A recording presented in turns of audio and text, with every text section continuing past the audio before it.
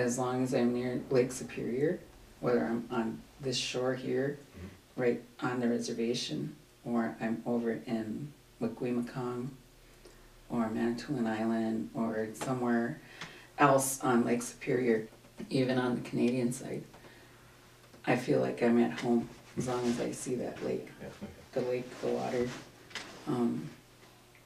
all the waterways, actually, the land. I mean, right now I'm visualizing, I can't wait till the river ferns come up and I can go out in the early morning and go up to Bad River because it's totally covered with river ferns. And if you hit it right in the morning time when the mist is just lifting off from the water, it's just, and the sun is coming through the trees, it's awesome.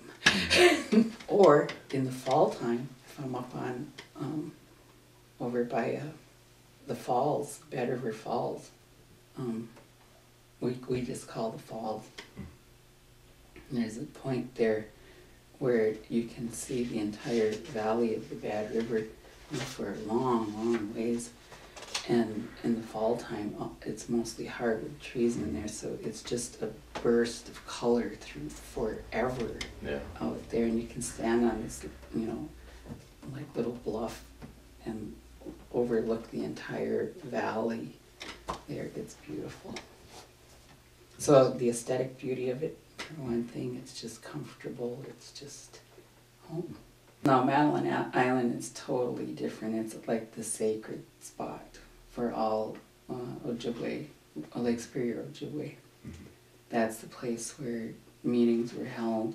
But there's this one smell that comes from here in the springtime of when the wild rice plants are growing on the river. And I haven't smelled that anywhere else in the world that I've been to.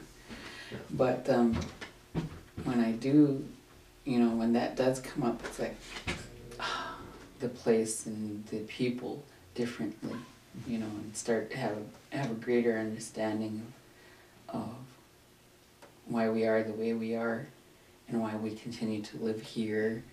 And even like if I go somewhere else and I come back home, I know if I was blind, I would know that I was home just by the way it smells around here.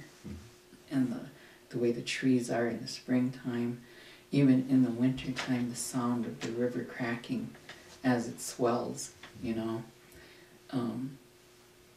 There's a lot of different things, and I think I'm one of the few people who still live near the river. The two main rivers on our reservation, the Kakagan and the Bad River.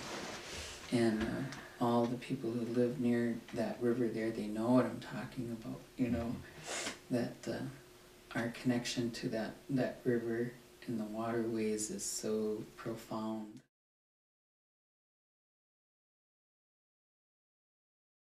Perhaps because I look at a broader picture of what sense of place is. You know, my sense of place as being Anishinaabe Kwe, an Indian woman, and being able to know my responsibilities as that Indian woman and what those responsibilities are in my environment.